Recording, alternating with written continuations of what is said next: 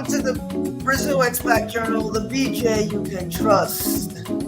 Pete and I are here again. You get a double shot of BJs this week. Nice and juicy. And we're here talking Wicca tonight, okay? Earlier this week we were talking beer, and this week we're talking Wicca because it is the season of the witch right now. So we got a real life witch with us, Kimmie, and she's going to explain a little bit about her journey to Brazil. She's originally from New Jersey, and also a little bit about the Wiccan religion, what got her into it, what maybe could be interesting for you to get into it, and just general BS as we usually do on this show. We like to have fun. We like to hear you guys if you're out there. So hopefully you guys will show up and have your wonderful comments. But guys, before we get to that, there's always a little something, Pete. And check this out. Speaking of the bewitching season, today I was a pirate, guys. So we're dead tired. It's a Thursday night, and I got to work with these kids at the high school that I work, and so much fun to see Halloween kind of pick up more and more every year here in Brazil, Pete. Because when I first came here, there was almost no Halloween, and now every year it's more and more and more, and it's so connected to the US. I guess it's that Brazilian desire to be more like Americans, and it's fun. When I was a kid, I never did Halloween, but now I'm like all into it. I've been a zombie, I've been the Joker, I've been everything the last couple of years. Do you do any? It's the same everywhere, but the ironic thing is it's being like canceled in a lot of, particularly Washington and Michigan. A lot of schools have canceled Halloween celebrations because it's not inclusive enough for people to celebrate it.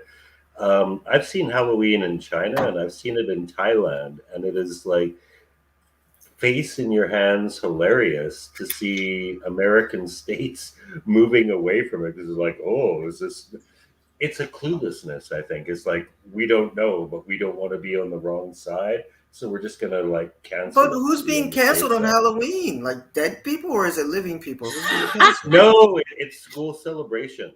School celebrations. Oh, God, that's so stupid. But anyway, you heard her laughter. She's here. She's in the background. Now, I got to give a little backstory before I give Kimmie the mic, which is this, guys. We've had two people I've interviewed, or at once was Pete and I interviewed on this channel. One is Elisa Sanders, and the other is Beverly Jean Horsey. Two awesome interviews. Go back and listen to them if you can. And I mentioned before we went on that they were the first expats that I met here in Brazil. And John is another one. He definitely will be on the show at some point. But Kimmie, I knew her before she was an expat. We go way back. We go, I think, 1998. It was either in 10th or 11th grade, maybe my senior year of high school. So she's very special. Okay, we're gonna treat her extra nice tonight because she's the only expat we're interviewing that I know, that I've known since before she was an expat, all the way in everybody's favorite state in the Union, New Jersey, South Jersey to be more exact. What's up, Kimmie? Say hi. Hello, hi guys. Hello. Thanks for having me. Oh, we're happy great to be here. We are happy to have you here with us, Kimmie. And I know Kimmie were you a little bit nervous to come on? Yeah. It's not every day you get asked to do a podcast. Look at that picture. It's not every day that you get asked to do a podcast and talk about your life. And, so I'm a little nervous. Yes. And this is actually the first time I've done one that an interview that doesn't have, video. So it's also real weird just listening. But I can get used to it. I can get into it. Let's see how it goes. Oh, no, you'll get used to it. You know what I like about having no video is that when I feel you get to loosen up a little bit more, I get more nervous on camera, especially when you're being interviewed and, in that whole thing like of looking in the camera. I was just interviewed for this other guy's podcast, and it was on camera because that's how he does his. So I was like, okay. but I felt so weird. Like I'm looking out, like I think I'm looking straight in the camera, but I'm looking at the wall. I don't like it. And also, it's late at night. I'm in my Yeah. PJs. Yeah, no, I'm fine. It's fine. I'm just I had to teach 2 back-to-back classes today on camera. And yeah, I was like, fuck, 2 back-to-back classes on camera. When am I going to fucking smoke? That's like 2 hours without smoke. So actually, I turned off my camera for 5 minutes and had a smoke. I was like, I'm having a little difficulty here with the equipment. But yeah, that was just like 5 minutes for me to get a smoke in between classes. Need that. Let me just tell you that this picture up here that you have, Heather and Michelle are going to kill you for putting that picture from that's on the left here. Oh, it's so cute though, and it's timeless. I love this picture, but they always complain. They say this picture will never die. It will never die because I will not let it die. And Kimmie, yes, you hold a special place because I hate celebrations. I hate going to anything celebratory, birthdays, New Year's, whatever, and especially weddings. And Kimmie, and I hope you don't mind me saying this, but I've gone to multiple weddings. You've been to both my weddings. This bitch, man. What can I say? Yes. So yes, she holds a place in my heart. And hello to Heather and Michelle, if they happen to be listening. Yes, this picture will not die. And anyhow, so well, I already said you're originally from Jersey, dirty Jersey. Do you mind telling us a little bit about what brought you to Brazil? You know, well, what put on your radar? I can. What's that? What put Brazil on your radar? What put Brazil on my radar? Well, I happened to meet and fall in love with a Brazilian who happened to be living in New Jersey in 1999. It wasn't 2000. 2000 and so around September 2001, wasn't it? That's well, here we go. In 2000, I married a Brazilian, and then and we lived in South Jersey. And then we moved to Jersey City in August of 2001, which, as you guys know, is like right across the river from New York City. And then September 11th happened. And that kind of freaked out my husband at the time. And basically, I was, in my 20s, I was the kind of person who would go anywhere. Like, I traveled a lot of different places. I lived in Norway for a year.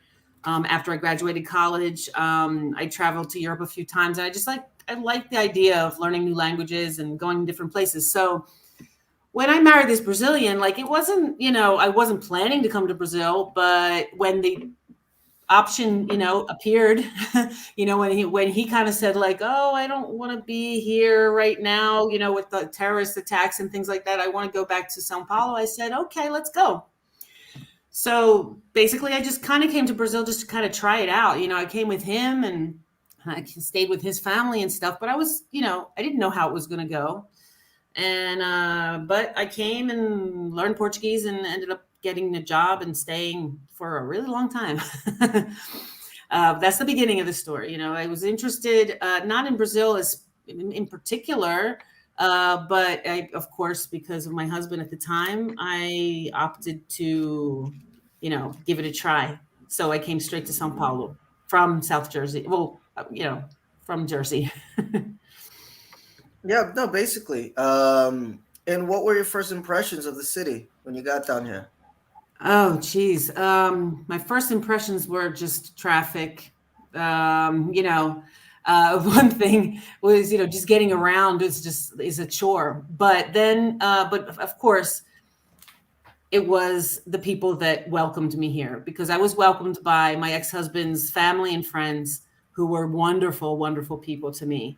And I just felt completely, wanted here. And, it was a very friendly place. Even though I didn't speak Portuguese yet, everyone made a real effort to try to get to know me and to acclimate me and to give me, to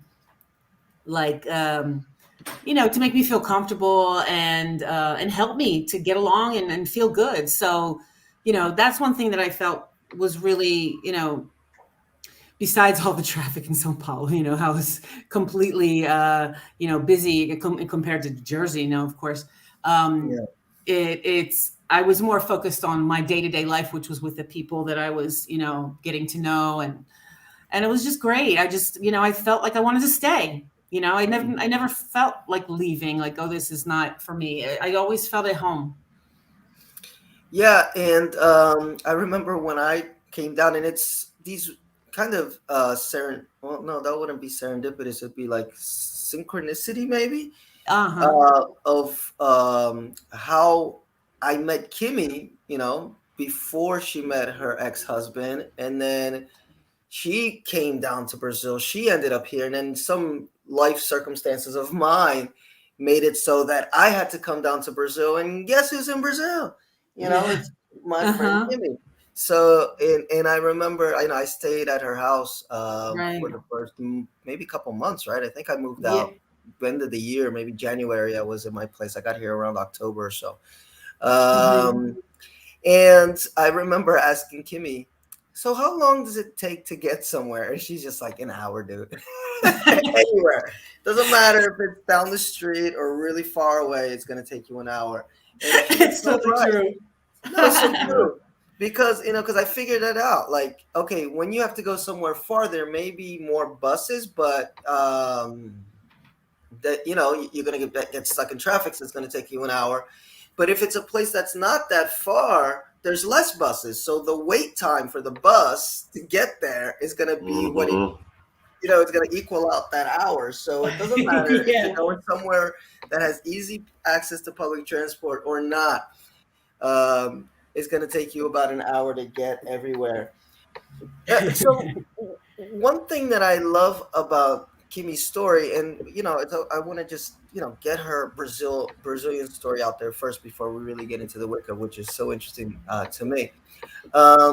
Is that, Kimmie, you really immersed yourself in the culture. I was talking to Kimmie this week about a guy in an expat group who's like, I'm an American guy coming down to Brazil for 6 months in Porto Alegre, and I want to know, where can I meet some Americans down there, and will I be able to get American food?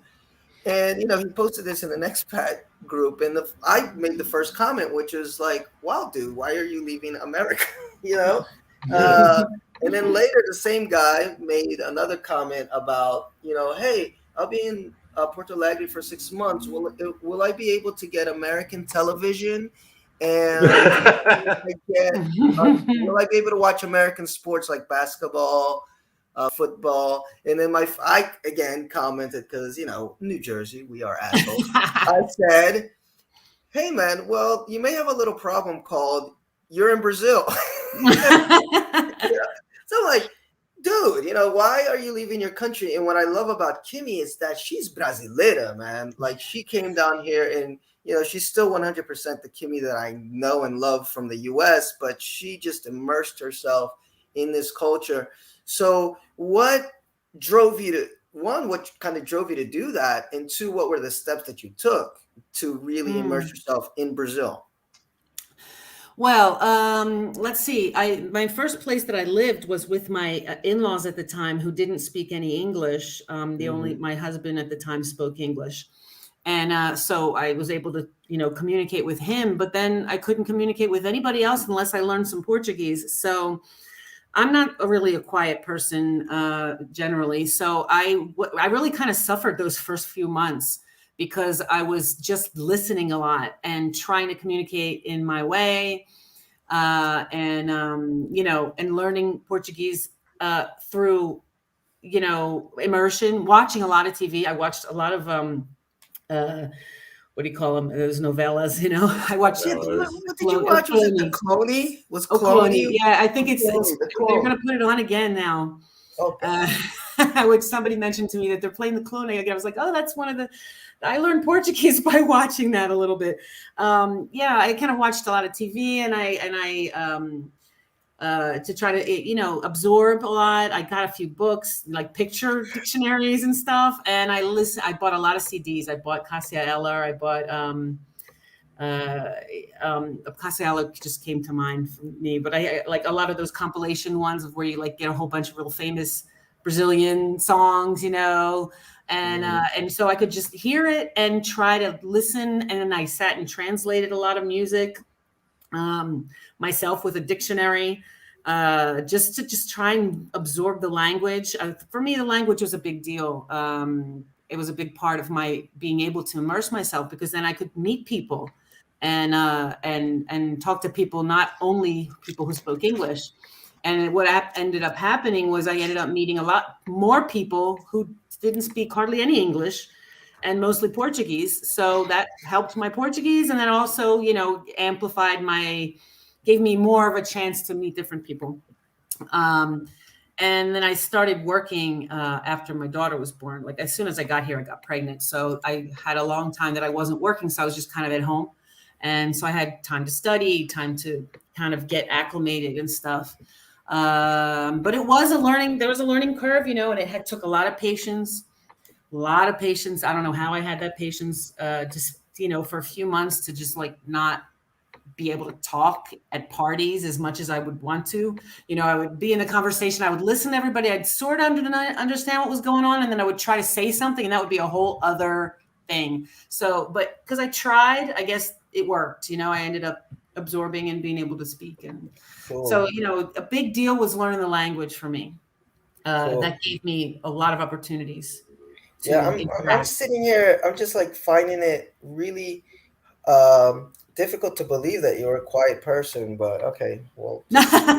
No, I was trying not to be, but I had to be. I didn't know what I couldn't speak Portuguese. What was I supposed to do? Yeah. I had to just listen. That's a big misconception, I think, is that folks have this idea that English is all over the planet. And it is, obviously, but it's not as much as you think. I mean, of course, if you go to like a nice fancy restaurant on Avenida Paulista or Jardins or wherever, Morumbi, yeah, okay, your waiter may speak a few words of English, or the manager, or maybe you're living in a nice hotel or staying at a nice hotel or something.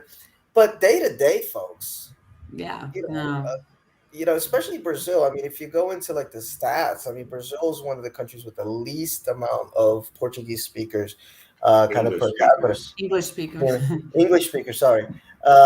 So you're not going to have much luck. I mean, if you're within one of the big capitals, São Paulo, Rio de Janeiro, even Salvador to an extent, in Curitiba, okay, you can kind of get together with other expats that are there and speak English. But when you're talking about just going to the padaria, to buy some bread, or the supermarket to buy whatever, good luck if you don't have at least some functional Portuguese, like how much is Portuguese, or where is that Portuguese. So you really gotta have a little bit of it. And then of course, if you want to go beyond that and actually make friends and network and immerse yourself, it's good to get even better. It's funny though, Pete, because I don't know if you've ever heard Kimmie speak Portuguese, but she speaks very well, and she has a good ear for it. I'm wondering if it has to do, because Kimmie sings too. That's actually how I met her, was when I first started playing. And here's this gorgeous woman singing At Last, a cappella. And I said, I'm writing a song for you. And then that's how the romance began. And I think folks that sing, and especially folks that learn through the music, tend to have better Portuguese, or at least the pronunciation is better. Pronunciation and vocabulary. I mean, I'm saying this as somebody who's spent most of the past week interviewing programmers who learn most of their English from playing video games on online servers, watching movies, listening to music. Definitely better pronunciation and a more, not so much a better vocabulary, but a more practical vocabulary, a more real vocabulary. What they don't really have, though, is the grammar. True. Portuguese grammar is no joke. No. Yes. Well, I don't know. Depends on your point of view. I think it is a joke, but I mean, I got you. In a different kind of way. So let's fast forward a little bit. Okay, Mm. because now I'm interested in what started to get you interested, or what got you into Wicca. Because when I was in high school, I knew one or two kids that were into it. It was always something that interested me, but I never kind of went, full on with it. Mm-hmm. So, and I don't think you were into it in the U.S. I don't remember it, at least. No, I was not. I was not Yes. particularly into it. Yeah. So, what got you into that here in Brazil? Well, in my 20s, I was kind of like on a search of a spirituality. I was raised Roman Catholic, and I went through all that. But it never really spoke to me. And then for some reason in my 20s, I was really on a search for finding kind of a spirituality that made me feel that thing that people seem to feel, when they find what they want. Um, so I dabbled. No, I didn't dabble in Wicca. I didn't even know what Wicca was or that it even existed when I was still living in the States. I dabbled in checking out different things, and I went on some like a weekend with only women, and they call it a goddess workshop, and then there's some like Mhm. talking about goddesses and stuff like that, but nothing really in depth and nothing really that has anything to do with religion per se, but more of like a kind of embracing of your feminine, spirituality and blah, blah, blah. That's all I kind Mhm. of did in the States. But when I came to Brazil, I was still kind of on this quest, but it wasn't really serious. Or I didn't realize how serious it was, because when I found something, it became serious. Um, and I kind of stumbled upon Wicca when I was actually the girl in that picture with the purple dress. Her name is Heather, and she kind of Mhm. like dropped off the face of the earth at one point. This was before we had any kind of internet. Like email was kind of like emerging for some people as a way of there it is, as a way of communication. And I was trying to get in touch with her, and she moved, and she wasn't checking her email. She changed her phone number, and I didn't know where she was. And I thought to myself, oh, I wish I could find a magic spell to communicate with her. Like I just kind of like willy-nilly was just like, oh, I wish I could figure out a way to get in touch with her with a candle or something. I mean, this is Mhm. literally what happened. And then internet did exist. So I did kind of search. I was like, magic spells for talking to people and from far away. And I found a whole bunch of stuff about witchcraft.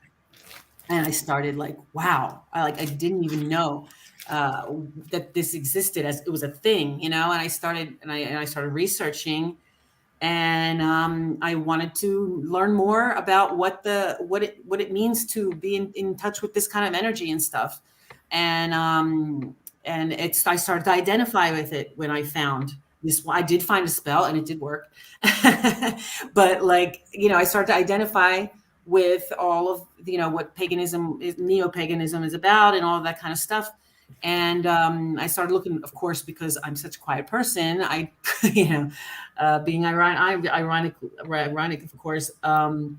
I looked for groups. I wanted to meet other people in the city who were doing the same thing, who are learning about witchcraft too. And so that's kind of how I got into Wicca. Is like I went to this one esoteric store called Alenda Lenda, which I don't even think exists anymore. It's called Alenda Lenda, and I asked them about. I was like, "Oh, are there rituals in the city?" And I found my way. That's the beginning of that story. I don't know if you want to ask anything else before I kind of get into Well, detail. actually, yeah. Before you're gonna get into more detail, but just for those that don't know, okay. Mm-hmm. And by the way, I hope we're not canceled for totally stereotyping you as a witch and having you on right before Cancel. Oh no. Halloween. Everybody gets a little bit more zeroed in on us when it's close to Halloween. We're kind of used to it. I know. I'm so worried, Pete. I mean, I'm worried but not worried because I know Kimmie's cool. But I was like, Kimmie, I hope you don't feel some type of way that we're trying to get you on right before Halloween. No, Um, it's an honor. Thank you. No, not at all. but for those that may not know, okay, because when they think witch, they think, I don't know, Hocus Pocus or whatever Hollywood movie out there. Because you did mention this neo-paganism and paganism in general. where is this stuff originally coming from? Like, is it, Well, what country paganism or whatever? is like, it's the worship of all gods all over the world that, don't all focus on one god. And that, paganism is the ancient, is the ancient ways, of of worshiping the old gods. And neo-paganism is our new way of connecting to this energy of the old gods. And, we kind of research the history and the old traditions and kind of try to capture that energy and that feeling and do it and worship in our own way with our own structure, our own religious, I don't like to use the word dogma, but it is kind of that. They're kind of our rules that Wiccans follow to be able to call themselves Wiccans. So, but neo-paganism in general is anybody who, is into magic, likes the goddess, does, worships different goddesses or gods from different cultures. And then, and they kind of don't, they kind of choose their own structure, or there isn't any structure. There's all different kinds. Okay, because I was asking that. I'm sorry. I was just gonna say I was gonna ask that only because, I've seen some of, bits of some rituals of yours, and even the names of some of the holidays and stuff like that, and it seems like it's coming from more of a Nordic tradition. Would that be right? Celtic. Yeah, the original is Celtic. Celtic of the particular tradition that I follow has Celtic origin, or it follows traditions that have Celtic origin, meaning they're from Ireland and from the north, in Europe. But that's where Wicca came from. That's like European Wicca that it came to be, in the 1950s. When someone wanted to capture these old ways and bring it into a new light, and it's kind of like a reawakening of the goddess. And the religion that that I happen to follow is Wicca. It has a name, it has rules, it has a structure. But neo-paganism itself, and if you want to be a witch, you don't have to necessarily be Wiccan. You can do it your way. You don't have to follow any rules. You can follow your own, or you can look for another one that's not Wiccan. But so like I like to say like Wiccan's the best because I am that. That's me. That's my choice. That's my path. I worship the triple goddess and her consort, and that is, I feel like, the most spiritual way for me to the best way for me to find my spirituality and where I fit in all of this is through my tradition of Wicca. And what do you mean when you say the triple goddess? What is that exactly? It's the goddess, the maiden, mother, crone. It's the goddess that created everything, and she has all these different phases as the moon has the different phases. And, she's one and she's all of this at the same time. She has that multiplicity, and she's known by all the names. In my particular tradition, we'll worship her in any name that she appears all over through all cultures. It's pan-cultural.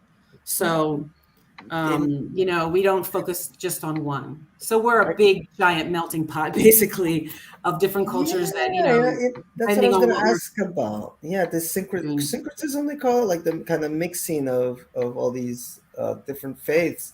And, whenever I see a lot of your posts, there's a lot of this female energy, which I think is real powerful. And it reminds me of my friend Renee, who's been on the podcast a couple times.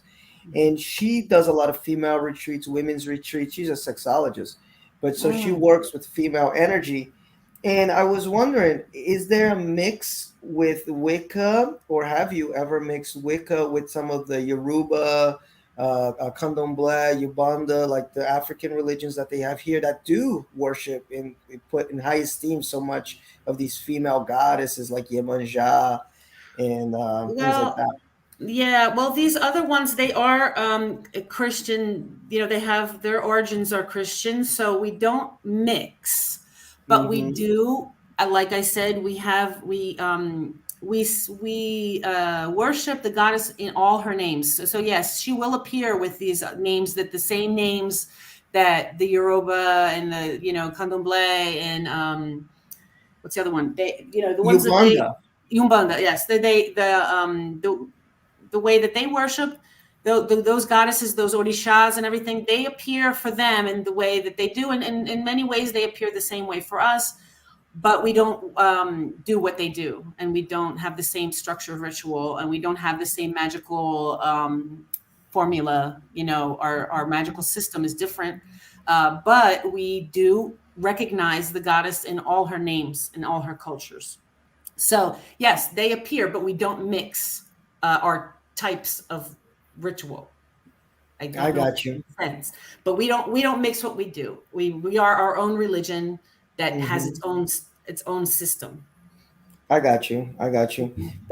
But you're open, which I think is nice. It's like it's so like My particular tradition is there are some are. Yeah. Oh. There are some which choose one culture only and they prefer only the Greek, or they prefer only the Celtic, the Irish. There's a lot who have, they have their own reasons, and that's fine. That will just choose one because they're most comfortable. It makes them feel more alive, and that's fine. My particular tradition, which is the Dianic tradition of Brazil, we have this system which is very eclectic in that sense, where we mix the cultures. Sometimes we have several different goddesses from several different cultures all being worshipped in the same ritual, and it works for us. So yeah, but how is it as far as because it's what I mean, like it seems open, like more welcoming of, like for example, I'll give you an example for myself. Like I started studying Buddhism since I was very young, maybe 14, 15, or maybe even younger. And what I like about Buddhism, the Indian Buddhism, a little bit more than Zen Buddhism, is that yes, it's got its dogma, it's got its philosophy, but I'm open to anybody else's faith, and if somebody that's a Christian or a Muslim or whatever wants to come and do a meditation with me, it's totally like there's no bounds to that. So that's kind of what I was wondering. How open is Wicca as far as if a Christian or somebody from Umbanda or somebody from wherever wants to do something with you guys, or just wants to have a powwow, like how open is it? Because we definitely know that some religions aren't like that at all. As powwows can be done. I mean, you mean like conversation? We have lots of interreligious conversation, but since we do have our own system of religion and ritual, we don't mix our celebrations. We will invite someone to come and join and participate, so they can learn about what it is. And perhaps someone might go to Umbanda, for example, to learn how they do it, just as for educational purposes. But as far as being open, like mixing, we do not do that. Oh, that's fine. Yeah, no, I wouldn't expect that, but I was just wondering how open it is to somebody from outside, like you just said, like maybe like myself or Pete or whatever, like where you just we have lots of opportunities for open public ritual. Basically, it's just because since we don't try and evangelize our religion, we just sometimes offer public rituals. So if anybody's interested, they can participate and learn a little bit about what we do, and see if how they feel. And so there, of course, are lots of rituals that are closed. We end up closing because it's just our group or whatever. But then there are all others that are public that say, hey, if you want to learn about it, you can come participate if you want. In that way, we're open. Yeah, sure. It's the only way. It's the only way people who want to walk the path will be able to find it. Without evangelizing people. I love it because I love you, Kimmie, but I don't want you knocking on my door. I'm sorry. No way. I ain't got time for that anyway. So. No, in that sense, it's a lot like Buddhism. I mean, Buddhists don't necessarily evangelize. Well, there's a lot of factions to Buddhism, but the tradition of Buddhism isn't out there evangelizing. But it's open. You want to go in a temple, go to a temple. Did you suffer any backlash for when you started getting into Wicca? Backlash from Like what do you from mean, your family? family? Yeah. Absolutely. Oh my gosh. My parents came when I was a dedicate, which was like the beginning of my path. Before I became a priestess, when I was learning in the learning phase still, which I'm always in the learning phase, but what I mean is the beginning learning stages. My parents happened to come here to Brazil to visit for other reasons, nothing about religion. They just came to visit and see my daughter and all this kind of stuff. And I happened to have a ritual happening the week that they were here. So I invited them to come and see what it was about. And they were not happy at all. They were not happy at all. They just were like, "What are you doing? This is ridiculous. I can't get into this at all." And that was, several years ago, of course. But it was just, basically one of those conversations that, parents sometimes have with people they think or don't know what they're doing. They kind of treated me like a young teenager that was doing something really silly. And it hurt me a lot. But that was that conversation. And then over time, as they saw that I was living well, as they saw that everything was okay, I didn't, lose my mind or anything like that, they started to accept it. And, every once in a while, my dad will ask me for, spells and stuff to help his back hurting or something like that, ask me for some vibes, so it's like, it's come full circle. They've kind of like totally accepted it. They don't get into it or anything, but they've totally accepted it since then. That was a really long time ago. As far as the rest of the family, nobody really paid much of attention to it. And in the beginning, I was with my first husband, who remains Catholic, and he never got into it. He did kind of support. He supported me.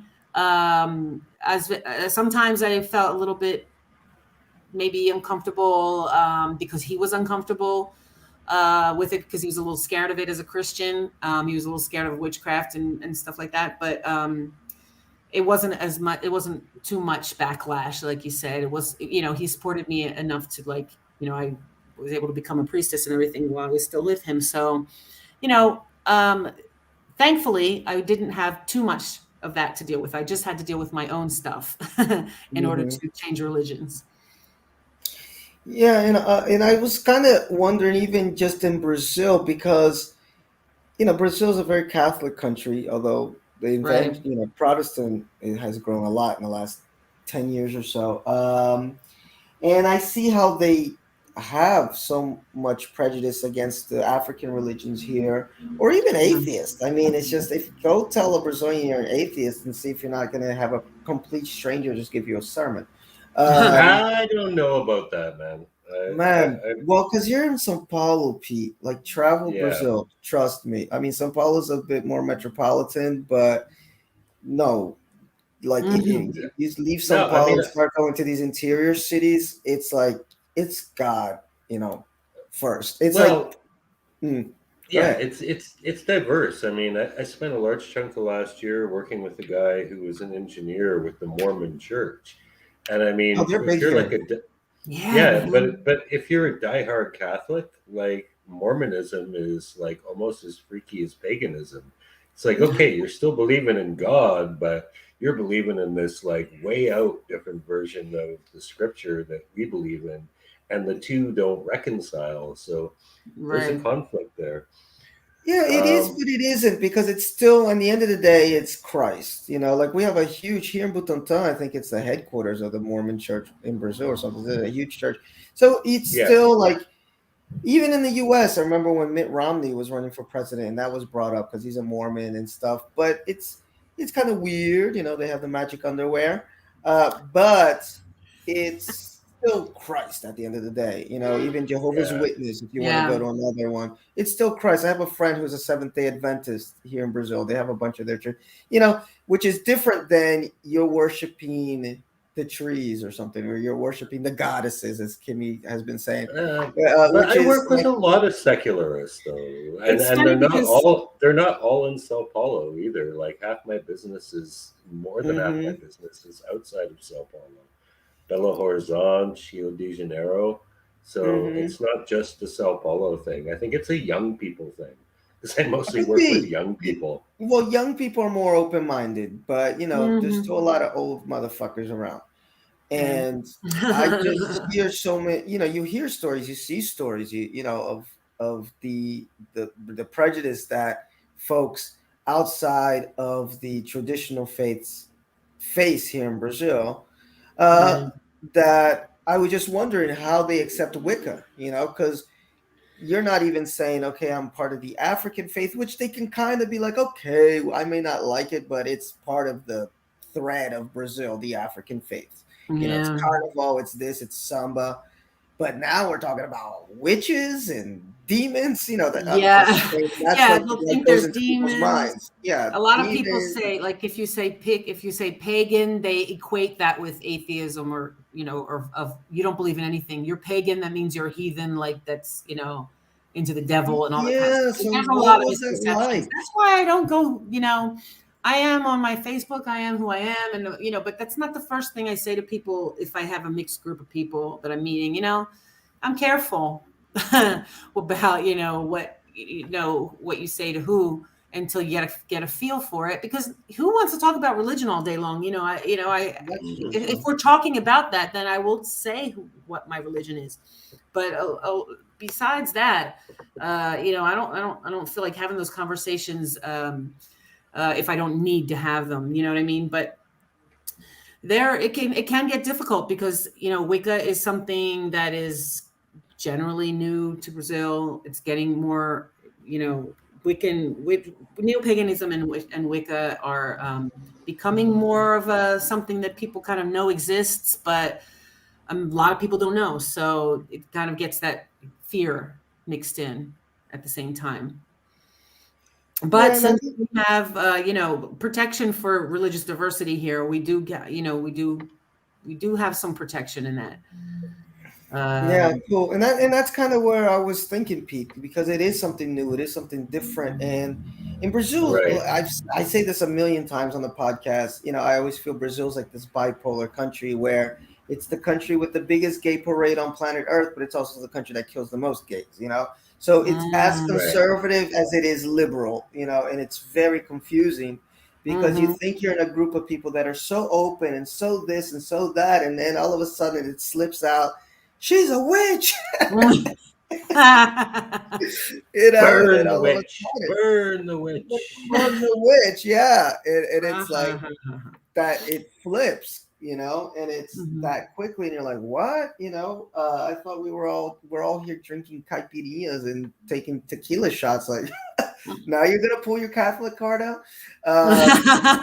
So it's a weird thing. So I was just wondering how it is that, if you had any backlash, but that leads to something else, which is, because as you said, it's something new. How I mean, it's difficult. not that new, but it's new to the general public. Yeah. Yes. So was it easy or was it hard to find more people, like to grow your community? Because you got a strong community now. You guys are like a little gang there. How difficult was it to get that group, that core group going? Well, like I said, I went to Alenda Lenda, which was an esoteric store at the time, to look for books and look for crystals and this kind of thing. And I asked the woman at the cashier, I said, are there any rituals happening here? Like, do you guys celebrate? What's going on? And they said, they gave me the phone number for an association called Abrawicca. I've And heard of Abra. Okay. Wicca, and which was at the time, it had just begun, basically, and there were public rituals at Ibirapuera Park, and so I went to the public ritual for the first time, I believe, at Ibirapuera. There was another place where they did one, and it was like in the back part of a store. I think you took me to one of those. Yeah, did I bring you? I brought you Well, I there? don't know if you brought me, but I was there and you ended up going. It was like I was on a my way. ceremony. And I think that was the day you were discovering Wicca, and I discovered that there's a lot of gay folks that like to fuck in the middle of the night. And Oh, beautiful. Beautiful. We both we had discover lots of things at night there, too. Yes, we had a revelatory experience for both of us. Oh gosh, oh, so many weird things happen at night. So when we used to do our rituals in the park there, after dark, some funky stuff happens there. People show up and want to mess with you and stuff. But yeah, so before you continue, Kimmie, before you continue, Yeah. is this called Elaine? Yeah, Elaine, but I think the store doesn't exist anymore. I know, I think it does. I think I found it. So while you're talking, I'll see if I can share it on the screen here. There, Elaine. Gosh, it was so long ago. I think it was at the El Dorado Mall. Yeah, Gosh, I Instagram can't page. But go remember. ahead. I'll just share it here. I mean, while it was you're 20 talking. years ago, literally. I came here 20 years ago, and I kind of went there in like 2002. Elaine. There you go. So anyway, yeah. So maybe that particular one is not there anymore, but there's like different ones. No, they have And a it was website. she wrote on her piece of paper Abrawicca and the phone number, and I called and I found the next ritual. So that was the public ritual where people from any tradition, usually one of the traditions would organize it. And then they do their little ritual for either the moon, the full moon, or one of the Sabbats. And I found that group there. And then basically at that ritual is where, at one of those rituals is where I found the tradition that I actually belong to now, which is the TDB, the Brazilian Dianic tradition, or Dianic tradition of Brazil. There it is, Tradição Dianica do Brasil. That's us. I don't know if that site is actually working. Oh yeah, there it is. There we are. It's in English. It's in English. Oh, you picked the English one. Yeah, does yours automatically? And look whose name is here. Is this Arma Vesper? Yes, that's my Vesper. Woohoo! Founders, I love her. She initiated me, and then she's been my high priestess for all these years.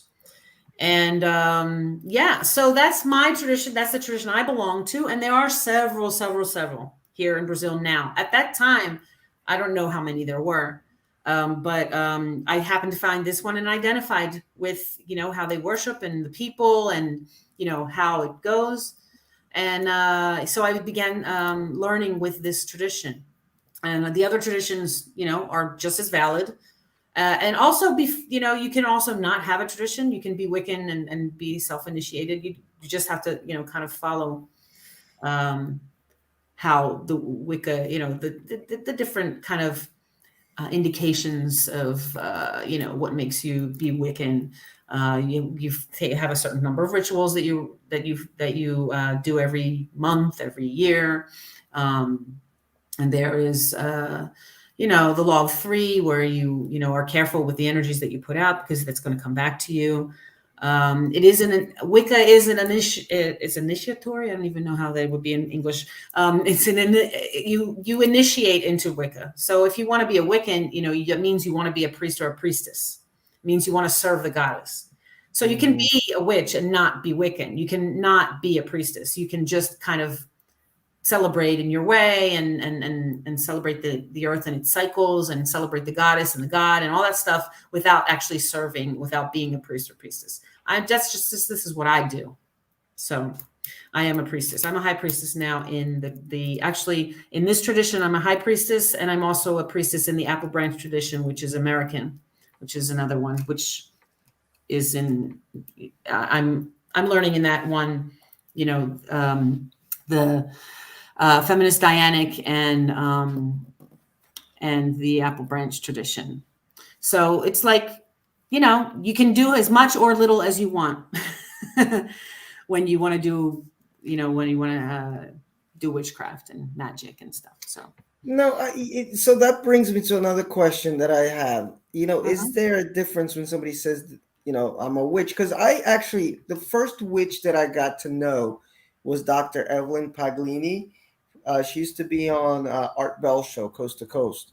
Mm. And, she would talk about her spells and this and that. And she would talk about white magic, black magic, difference between the two, witches that do this, witches that do that. And I was into it. And folks obviously were into her because, she was on his show so many times. Is there a difference between that type of witch, and then somebody that calls himself a witch but is within the Wiccan tradition? Well, maybe, because I'm not sure about this person. I don't know her, but in Wicca, you become a priestess or a priest. That means you take vows to serve. So in that sense, yes, if this person did not, become a priestess, that means that would be the difference. You don't have to necessarily become a priestess. You don't have to necessarily serve. You can just worship in your own way, and that's that, and still call yourself a witch. But I tend to say that I'm a priestess and a witch. For me, it's the same. So it just depends. Okay, yeah, because I get confused with that. We do. We do, because people use different language. People tend to think differently than what I'm saying to you. Somebody else might have a different answer. But in this sense, Wiccan is one where you're going to be initiated. If you want to be a part of a Wiccan tradition, you're going to want to be initiated and have, take vows. So, you make a vow that you are going to serve the goddess and the gods. Yeah, she passed away, and I guess they're selling all her stuff there. Okay. Yes. Yeah, she had passed away a long time ago. But interesting woman. I used to love listening to her on Art Bell, and she would break down some of her spells and stuff. So what about these spells that you're casting? What's the purpose of a spell? What can a spell do? Are there bad spells? That person that, cut you off on the marginal. Can you? How does that work? Okay. Well, basically, every religion, I'm going to say something right now, is every religion practices magic. Basically, prayers are magic. Meaning that, you're basically asking for the intervention of the goddesses to come and help you with something that you want to shape in your real life. You want something to come to fruition. You want something to happen. At least in Wicca, we always call upon the energies of nature and the energies of some kind of divinity, a goddess and a god, or just a goddess. That's always, since we are priestesses that serve, our magic is always worship, mixed with worship, meaning that we don't just manipulate the elements. We also do it through our connections with the goddess. So basically, it's just prayer. It's basically trying to have the life you want, trying to ask for the life you want, and changing life to be the way you want it to be. So you're making wishes all the time, basically. And the way we do that is through, different ingredients. We'll have prayer, we'll have an invocation, we'll have a kind of a poem, or some kind of offering of a dance, some kind of way to trade your energies and make the energies go in the way that you want them to go. And yeah, we do also do hexes. If you can heal someone, you can hex someone. And so you can use your energy to do however you want. If you want to be hexing everybody, that energy is going to come back to you in some way. And if you're going to be healing, that energy is also going to be generated and come back. And that's kind of one of our laws, that we have, is the law of three. We are very careful with our ethics in, how much hexing we do. So we might not waste our energy hexing someone who cut you off on the marginal. It's because it's kind of a waste. But you thought about it. Oh yeah. But usually we do ponder very seriously, the weight of what we're doing, and whether we want to do something that would be considering a hex. Usually it's just, we want to heal. We're usually healing ourselves, healing our family members, protection, lots of protection spells. It's all, it's the same. if you take the word spell and just put prayer in its place, it won't sound so weird. Because basically we're just no, kind this of is so the same true, and thing. it's good for folks to hear that. Yeah. And it's almost, you know, across religions and even in secularism. I think that's the law of return. You know, they all Yes. have that, whether it's karma or just do unto others as you would have done unto you. It's just the Yeah, law. You it's know, if you act like an asshole, you might get asshole shit happen back to you. yeah, it appears in many different cultures, and it's, Hmm yeah. And cool also that you're explaining how, you know, change the word spell for prayer. Because, you know, Wicca or witch, you know, if you want to break it down to that word, it does get that negative connotation, mostly because of movies and stuff like that. I Yeah. watched a documentary earlier this year called Horror Noir, and it was Mm. about the history of blacks in horror movies.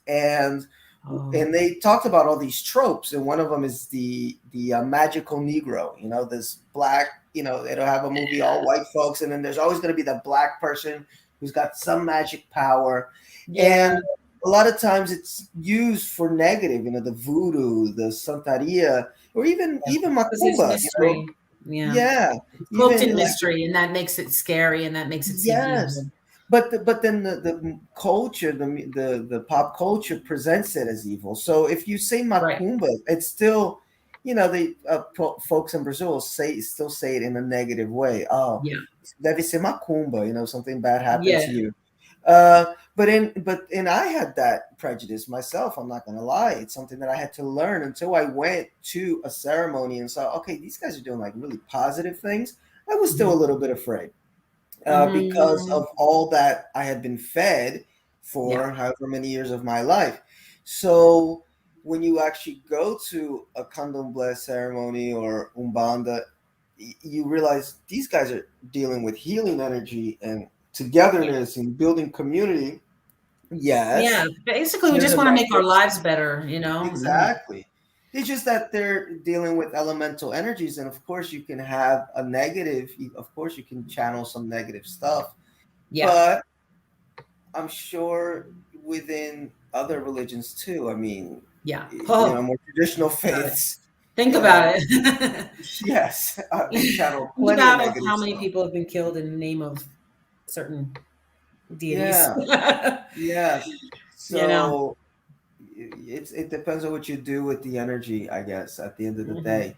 Um, so by the way, so Ma Vesper, I'm gonna give her a shout out. Pete, have you ever met Ma Vesper? I do not believe so. No. Oh, you're gonna love her if you ever meet her, man. She, as Kimmie was saying, is she's kind of she is the founder, not She's kind the of the founder founder. matriarch of my tradition, the tradition that Yeah, I am. 1992 it says here. And were you able to connect with her right away because you guys are so close? Oh yeah. When actually I met her when her book was launched. The Wicca Brazil book was launched. I met her, but and then I was interested in the tradition, which she happened to be the matriarch of. It kind of because I found the tradition like not through her. So then we started talking. She lived in Brasilia at the time, and we became close because that's how she runs it. Basically, she's Mhm. close with her the people in her tradition. We build a bond that's extremely close, and friendship is undeniable. So yeah, and it was instant in the way that we were open to create that bond and to build that bond through our practicing the religion, and I just over years and years of doing things together, and it just continued. And so she's still my high priestess, and she's initiated me to be invested me with the power. But she's invested me with the power to also be a high priestess. I'm a high priestess also in the tradition now, so I can initiate other people. And it took 10 years for that to happen. It's a lot of study, a lot of learning. And she was the one who guided me through all that to be able to become the priestess that I am today. Okay. Uh, Now I want to start wrapping up a little bit. So main thing I want to know, Kimmie, Mhm. is well, first, no, before that, because I just Mm. called you Kimmie, but you Yeah, got Daphne there. So yeah. what's the Daphne? What's the Daphne story is behind that? my pagan name. When you come into the religion, you choose a magical name or a pagan name, and basically it's just one that you choose for whatever reason. It can either sound nice, or it can have the name of a goddess that you like, or it's just up to you how you choose a different name. It dates back to the times when people could not use their own names because they didn't want to be discovered as witches, and then Mm-hmm. now it's all now it's more of a power. It's a way to access your personal power because you have that name. Now I use that name publicly. Some people don't use their witch's name, their pagan name publicly, and they'll only use it during their ritual and uh, during in their different spiritual group. They'll only use it in the coven, or in their particular celebrations. But some people Mm-hmm. choose to use, like I do, and people in my tradition, will use it everyday life, you know. So Daphne is, yeah, for you who knows me as a witch, or who met me through the tradition or something, will call me Daphne. And Kimmie is just, it's the name I've had since I was born. So. Yeah. And what's the witchiest thing that's ever happened to you? The thing that was like, oh my God, this stuff really works. You know, what can you name something like that for the listeners? Witchy, the witchiest thing. Yeah, other than like riding on your broom, we all know about that when you're late to work. It's because sometimes traffic is bad, guys. Sometimes Kimmy needs to get on her broom to get to Uh, school. I've opened up traffic. I have a certain chant that I do when their traffic is bad. Oh, I remember those. Remember Janaina and you used to sing it to find a parking space. I love those. Yeah, yeah. The river is flowing, flowing and growing. Yep. That stuff happens every day. Things like that happen all the time. I don't have one big giant thing that's happened to me. A lot of synchronicity has happened. Mhm. I happen to be um, working with a person, healing at a distance and helping them to get over a certain relationship or something like that. And I'll be doing some work here, and then that person will call me at night and say, like, something unbelievable happened that day. And it's, a direct relationship to the energy that I was working with that day. And so that's really gratifying, to feel when that kind of stuff works. But it's all about synchronicity. It's about recognizing the synchronicity. um, I've been healed several times and protected several times from, from something happening that could have very well happened. Things flowing much better. I can use the example of when we were in line to adopt our youngest, Nikki. And we waited a really long time. We were in the adoption line for like 3 years, and from the whole process, right? Yeah. So it took 3 years in total to meet her. After about a year, after we got through all the paperwork and everything like that, and we were on the list, we waited for maybe another year and a half. And then we said, you know what, this is just taking too long. Let's do some magic to make this, to help this along. And we did an all night ritual, an all night vigil, where every night we would say a prayer and sing a song and do an activity every hour on the hour. And everybody Mhm. in our tradition was invited to do it at the same time. My coven happened to do it all together, and then everybody in their different cities, they kind of helped us too, to like generate this energy.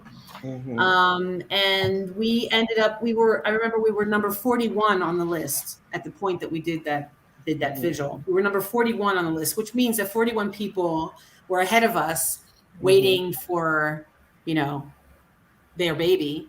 And we had to wait for all those people before it was our turn. Well, as we did that spell, and um, we were called a couple months later, and we were still 41 on the list when we were called. So, the magic happened because what was the spell? What was the vigil about? It was for us to get for the child that is meant to be in our family to come to us, basically. So, we weren't trying to push anybody else out of the way. We just wanted to kind of make things work in our favor. So we asked for the child who's meant to be in our family to come to us fast because that's what we want. We're impatient. And so, and I talked a lot to my Vesper about like, well, is this ethical to do? And she said, you know what? The goddess the goddess knows you're a witch. Like, you're supposed to do this. This is part of who you are. It's part of the kind of mother that you're going to be. So if you can pray for your child to come faster to you, and you're not pushing anybody else out of the way, because the baby that's going to come to you is going to be yours. It's going to be the one that's meant for you anyway. So like that was really palpable, that effect, of that spell. And you talked a little bit about it in this answer, but one last question for you before we get into the expat challenge, and that is, Kimmie. Yeah. How has Wicca just changed you? Like, what is Kimmie now versus Kimmie then because of Wicca? I have become more confident to be myself and to live the life I want to live and love the life I live. My process of becoming the person that I am today has been it's been a process. It's been a process of coming into my own, and my profession has completely changed. We haven't even talked about that. I think we're running out of time. But I had one profession, and I ended up finding myself through another profession. And this is, I became a biodanza teacher. I was a classroom teacher for several years. I became disenchanted with that type of life, and so I ended up learning to be a biodanza teacher, and now I teach dance. And that's something I never would have imagined that I would do, because I didn't have the confidence, and I didn't have the, I didn't have the self-image that I would think that, I would need for that kind of work. And so like my worship, my Wicca, witchcraft for me has helped me become my more authentic self. And that's pretty much what it's about.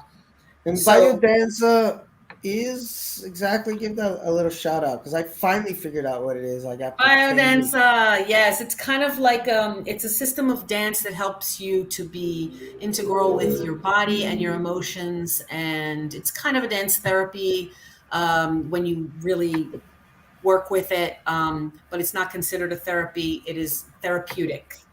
It's a kind of therapeutic dance that helps you feel at one with who you are and in contact with others and kind of part of the universe. It's got all that mixed in, and it sounds very esoteric, but it's really a system scientifically proven that works, that helps people to really just come into their own.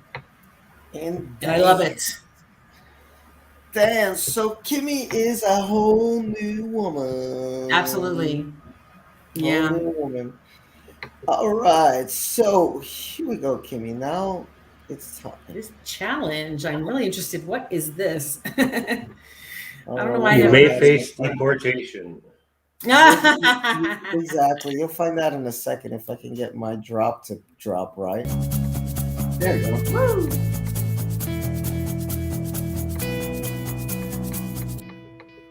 All right. So, Kimmie, as Peter said, you may have to face deportation and go back to the beautiful southern New Jersey. Never. Spend the rest of your days there if you fail this test. Okay. So be prepared. And Pete's going to start us off. Okay. Tell us the first thing that comes to your mind. Yes. Does it have to be in English or Portuguese? in English. Yes. Exactly. In English, yes, but don't think about it too much. Automatic response. Best thing about Brazil. The people. The people. Why the people? All right. They treat you well? What's the best thing about these people? They're warm and they love life. This is true. We love life in Brazil. And what's the worst thing about Brazil?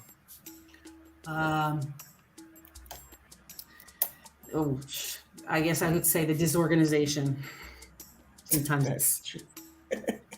hair-raisingly frustrating.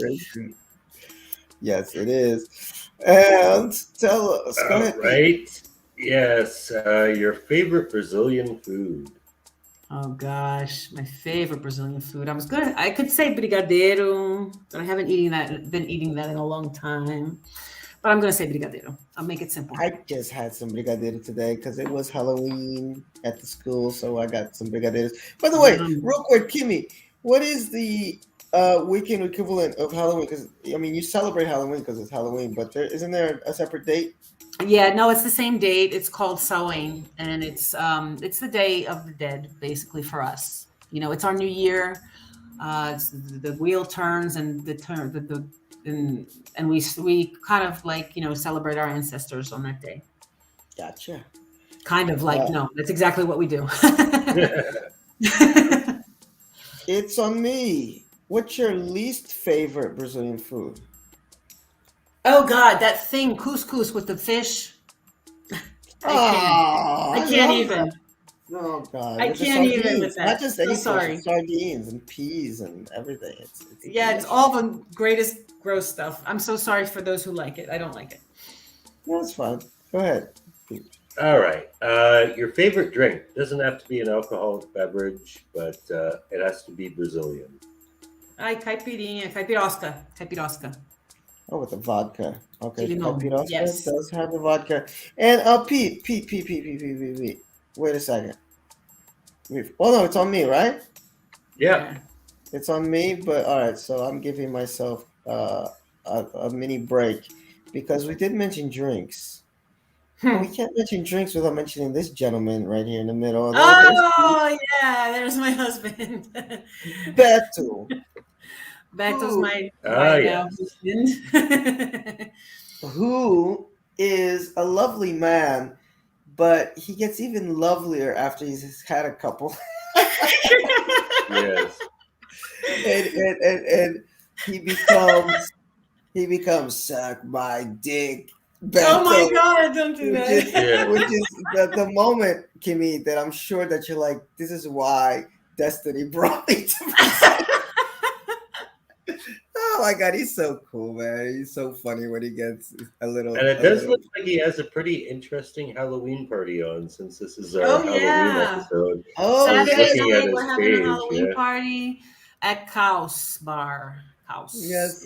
Oh, yes. Drag queens, the whole 9 yards. Oh yeah, there we are. Yes. Oh geez, I love this that picture is the weirdest angle. I love this picture. You too. Yes, Chaos Bar. It's at 13 de Mayo. What's the number? I always forget. I don't remember. Oh geez. Come on. But guys, just go on Instagram and you get Chaos Bar. Wait, I gotta give him a shout out. No, with Caos. Oh no, it is with a C. Yeah, that's right. Central Caos. I think it's Central Caos. @Central Caos on Instagram. Yeah. So they're having a really crazy Halloween party. It's like what, like 12 hours or something? It's going to be 12 hours. Yeah, it's going to be from 5 to 5. And there's going to be a tarot reader there. Actually, Dagda, who is a friend who was in my coven, he's going to be reading tarot. The best costume is going to get a free flash tattoo. There's going to be like a presentation of a queer, artistic presentation of a queer group, which I don't remember the name. Oh, I'm so sorry. There it is. There you go. This Panties, No Panties Hard is actually a lingerie company that's going to do a presentation sometime in the middle of the night. There's going to be shot girls walking around giving you tequila shots. Performances from like this. The drag queen at 9. We got a DJ Lady Rocker at 10. See, look, I'm reading these little military times really well right now. Very good. You got it. At 11, we got some hard rock. And then we got artistic performance by Suicide Girl, a model. And then isn't there even like a dwarf? Like I think. Yeah, it's towards the end. I think it's after the lingerie. Yeah, there you go. There's a special participation by a dwarf called Pistolinha, who's going to do an I artistic. don't know if dwarf is the right word in English. I think little we person. use other words, but I don't know. It's Yes. it's a little person that's very is an entertainer. BDSM. It's going to be a BDSM presentation. Mhm. And then we got the Aerodalia band at 3 a.m. It's gonna get funky, man. I can't believe we're doing this all night long. It's a great. This is my husband's bar that we're talking about. It's a great atmosphere. It's got also. It's also an antique shop, so it's got that whole vibe going on. Lots of old stuff, and you know. Then it's got the space with there's an outside space, a balcony, balcony, and veranda area. There's an inside space with the stage, and lots of fun to be had. Oh yeah, you can get fucked up at Chaos. Yeah, Really fucked up. that's a good way to put it. You can get fucked up at Chaos. Yes, and a lot House of Bar love São to Paulo. because his sister just passed away, so a lot of love to him. Thank for that. you. Yes. Thank you very much. But That was I the don't challenge. That's so. Is there more challenge? There's No, we questions. still got 5 more to go. Oh my goodness. Yeah, the questions getting harder. We're just warming you up. Oh dear. Is it on me, Pete? It is, I think yes. you just asked her what her favorite drink. Oh, I'm the evens tonight. All right, what's the best place you have ever visited in Brazil, in Brazil land? Oh, I gotta tell you, I went to Bonito and it was absolutely amazing there. The nature and the just like, the vibe. Absolutely loved Bonito. Bonito is in Now, I Bahia can't remember or no? exactly what state it's in anymore. forgot. We went there a couple of years ago. I forgot what. Bonito. No, but I know of the city Bonito. It's a city, cidade. Yeah. Let me The put city it here. Bonito. In Mato Grosso do Sul, I think. So Mato Grosso, I thought it was a beach place. No. Oh, then never mind. Well, not necessarily. Oh, there it is. Okay, Bonito, state of Mato Grosso do Sul. You're absolutely. Oh my God, look at that. It's gorgeous. We went scuba diving and we went in this cave underwater. You look at this unbelievable cave with this stalactites and the whole thing, and we went to. There's an arara, the macaw hole there, the arara thing. There's a lot to see. That is just beautiful nature. I mean, this is like. I've never been to the Amazon, so I don't know what that's about. But this place was just like crystalline gorgeous, And we went. When did we go? I think it was in January or February. So it was a really good time to go. I don't know. It was just gorgeous. Yeah, it looks beautiful. Look at this water, man. Yeah. Oh, good Lord. And Bonito means beautiful. So there you go. Proper name for the place. Go ahead, Peter. Yes. What is the most overrated thing or location about Brazil? Oh God, I don't know who's going to hate me, but I think I'm going to say Rio de Janeiro. I liked it, and it was just like at the same time. I liked it because I loved seeing like the cool stuff that's like in every movie and stuff.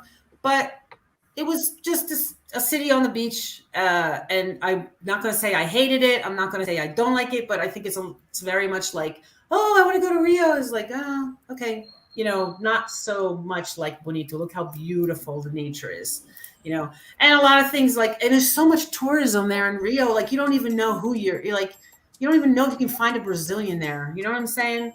Like it didn't seem like Brazil. It seemed like just a touristy place.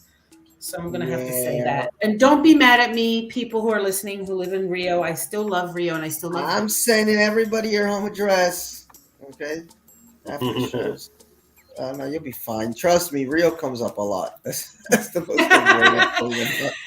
Brazil. Caipirinhas is the favorite drink. Rio usually gets that nod. Poor Rio. And we have some really nice people there. Yeah, I have some friends who live there, so I have some lovely they're probably friends not listening. that live there. That's what I will say. I have some lovely friends that live there. Shout out to Renee and Rod, and that's about all I'll say. But anyhow, go ahead, Pete. Oh no, it's me. No, this is yours. Thank you.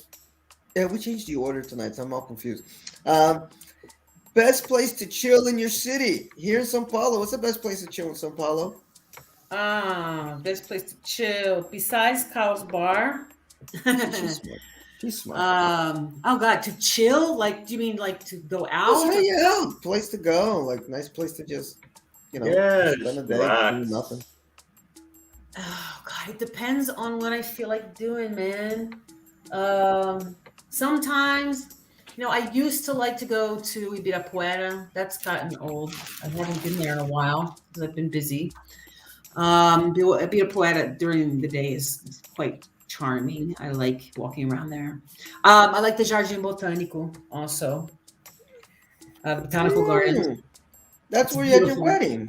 It's gorgeous. Yes, very gorgeous there. Actually, okay, we're not that. I love the there's just like chill is not the right word for it, but like I love the aquarium. It's so fucking cool. It was really, really cool. Like places I would bring like people who came to visit would be like botanical gardens, the aquarium, to chill, to hang, to go out. I absolutely love going to, well, if I want to go out to like be out at night and like go out dancing when it opens again. Yes. Madame. There's a balada called Madame Satan or Madame. It's freaking awesome. Madame Satan. Madame Satan. Oh, there it is. Madam Satan Bar. Oh. Yeah, I don't know if it's even open again. I mean, because of the that's I right haven't on been the out corner. anywhere Right decent into since the Mayo. pandemic. Since the pandemic, man, I don't even know what life is, but this where I would go, like I would choose, like it's where I want to take Jenna when the pandemic's over, or since she's turned 18. Like it's like so fun because it plays a lot of like retro, my type of music, gothic, I'm not gothic at all, but like that kind of underground, that kind of vibe. It's very like fun. It's very cool. There you go. Rua Conselheiro Ramalho, 873. Well, I've never heard Yeah. of this place, so And I also like wait a minute, there's what says here that it opens 10 p.m. on Friday. it does I wanna open. go Oh check geez. this place out. I want to go there, so if you do go out there, call me. That looks like a fun Okay. place.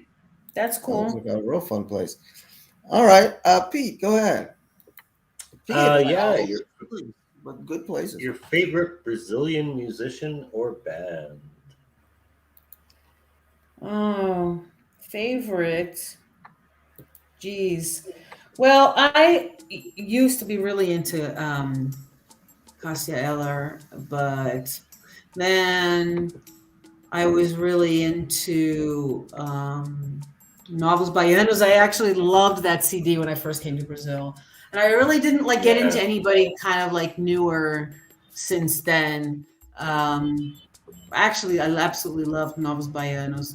Maria Bethânia, Caetano, I didn't really get into, a Cazuza, but I didn't get into like a lot of those kind of popular like Brazilian singers, like the rock and roll ones. I never got into that. I don't know why. I couldn't, except for Cazuza. When you do a killer version of Tigresa by Maria Bethânia, thanks, I darling. think I pushed Bethânia on you because I was like a Bethânia fanboy. I still am. Yeah. She's incredible. She is something else. She's got something. And let's see, I think it's Your turn. my last question for you. All right, so far you've done so good, done well, but you could lose it all here. Okay, go home crying. Well, no, you're not even going to go home crying. You're already going to be in your house and you're just going to start crying. One word of advice for future visitors to Brazil. Or a word of advice. I should change that question. Because a person actually asked me, like, is it just one word? I was like, no, come on. Well, what do I say to people when they're coming here is, first of all, be patient with the way things are done here, with as far as being organized or not. If they're coming from, depends on what kind of person they are. I might give that advice because that would have been a very good advice for me to get when I first got here, because I was in shock of like how the night goes down, and also be aware that things happen on the fly a lot. You know, like at the last minute. Be aware of that and don't take it personally. It's really part of the culture to just kind of like plan huge things at the last minute and be expected to appear. And also try to learn some Portuguese. It's fun. It'll help you to get to know people. I guess that's part. Kimmie, if speaking of, what were you saying? You get, it's not inducted. You get, what's the word you were using for initiated? Oh, Kimmie initiated me in this my first night in Brazil, because I got here. Went to her house, tired as fuck, and she's like, "By the way, we're going to Vila Madalena. There's a party going on over there." I was like, "What?" And it was Artemis. Did I do that to you? Was it Artemis? What was it? What's her name? I haven't seen her in a while, but yeah, it was her birthday, I think. And actually, you get to be, look, now that Kimmie's here, she is the root of one of the stories that I tell a lot in the podcast about the frustration that I had here, but you guys made up for it the next day, you and your ex. Because I was on a plane for 11 fucking hours. I come to Brazil.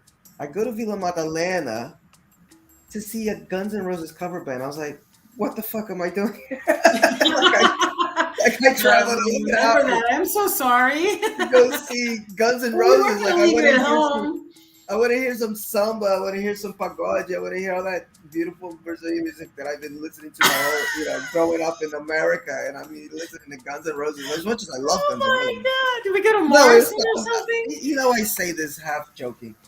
Only half. But then the next day. But that's the advice. You got to know things happen on the fly, and exactly. But then on the fly, the next day they're like, "Hey, let's go to a churrascaria," and I got drunk my first time, having some nice caipiroscas and I got really fucked up, which was really fun. So yes, guys, things happen on the extreme fly, and give me just a minute because I'm gonna pull something up here.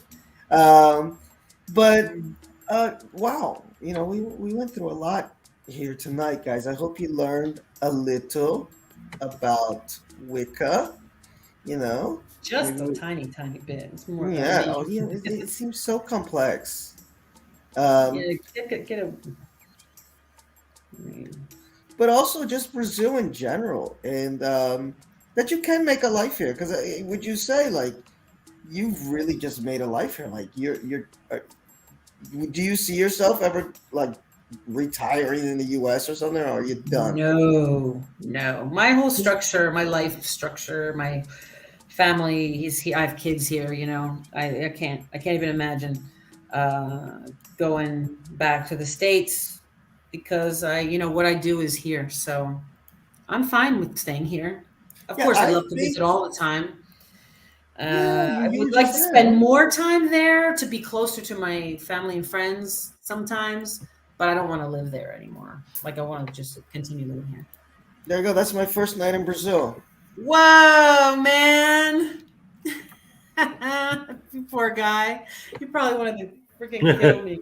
Oh my God. No, I wanted to go out. I was like, no, we're going. I was tired as hell, but. Well, I remember you guys, even, your family in the States was kind of like that. Like, oh, let's have a party. Like when Marcelo went, he showed up and is like, Marcelo's here. Let's have a party. Let's do it. It's very Brazilian. What's the cool thing?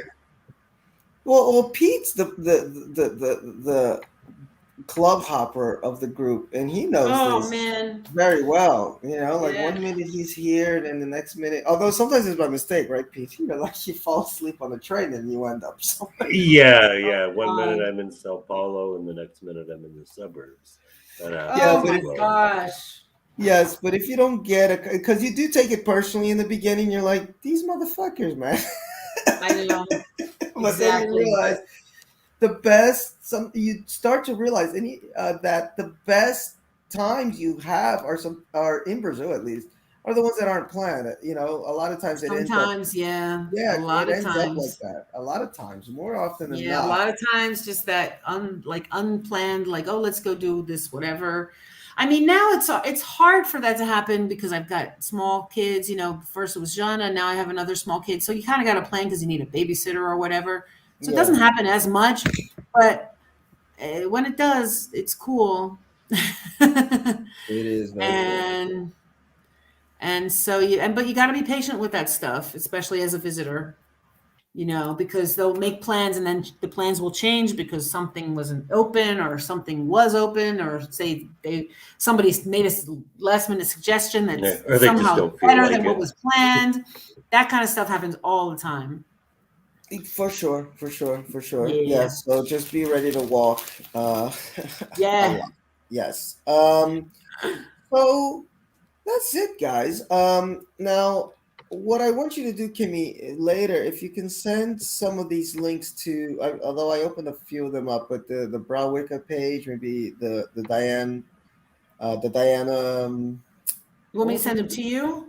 Yeah, send them to me because I can put them in the description of the video and in the comments, Oh, cool. and Yeah, sure. those biodanza videos because that was really cool. Like, because I was like totally like, what the hell is this? You know, for the longest time. And then I finally, Kimmie started posting some videos of it happening. I was like, oh, that's what it is. I used to always call it biodanza, but it's Yeah. Well, some people biodanza do with a call Z. it that, but it's Yeah. biodanza or biodanza in Portuguese. The videos that I have are in Portuguese, but they can No, be. but folks can. But you know, YouTube now has, and actually, yeah. So share this video if you want to your Brazilian friends, because now after the video is processed, you can put on the closed caption and it'll auto translate into Portuguese. It's actually really good. Like I've checked some of the older Cool. videos that I've done and Hmm. put the auto translate on, and it works really well. Oh, So it good to just takes know. like I about a day definitely. or two. You know, like the video when we're Oh, doing a live video, it takes like about a day or two for it to do whatever the hell it's got to do, and then you're good to go. cool. So Okay, thank sure. Yeah, you. I'll send you those links of Oh, for different sure, stuff. please. This was enlightening for me because you know, a lot of this stuff I was just curious about myself. I was like, what happened to Kimmie? She became a witch. Who is this bitch? I'm joking with you. Not the first time I heard that. So Just who is this bitch in general, right? what is this mission general? Let's trot her out on Halloween, you know. Oh my god. Anyway, so mission accomplished, guys. Because I've been wanting to have Kimmie on for a long time, and I'm so glad Thank that you you so accepted. much for Yes. your interest Well, in my life. oh yeah. Well, I've been hanging on for a while, so yeah, there had to be something Yeah. there. So Thank you folks, both. you know, most of I don't think we got as many live viewers tonight as we usually do because we're usually on Mondays. But you know, the videos circles Oh, around. So anybody that listens after, please leave comments. You know, we'll have the links out there if you want to get in touch with folks in Wicca, and they're really sweet people, man. I mean, they're nicest people you'll meet. So do not be afraid. And that's it. That's it, yeah. folks. That's it. Okay. I'm gonna Thanks, play. All guys. right. Yes, no, it's been a pleasure. It's been really a pleasure. It's been really fun. Here's outro music. Look at it. Listen to this. Thank you for listening to the Brazil Expat Journal, the BJ you can trust. Pete and I will be back at some point in the near future. This next Monday is a holiday, so probably the Monday after. And I believe we'll be talking to Vladimir about his first impressions of São Paulo. He just moved down here, so you're gonna get one of those like virgin stories. You know, he's still puppy, you know, wide-eyed about everything. Till he gets, you know, he's before he gets jaded. Yes, exactly. So it'll be interesting to hear what he's up to. And that's it, y'all. Thank you so much. We're off to bed because it's late. Yes. Good night, everybody. Cheers. Good night. Best Thank wishes. you. Bye bye.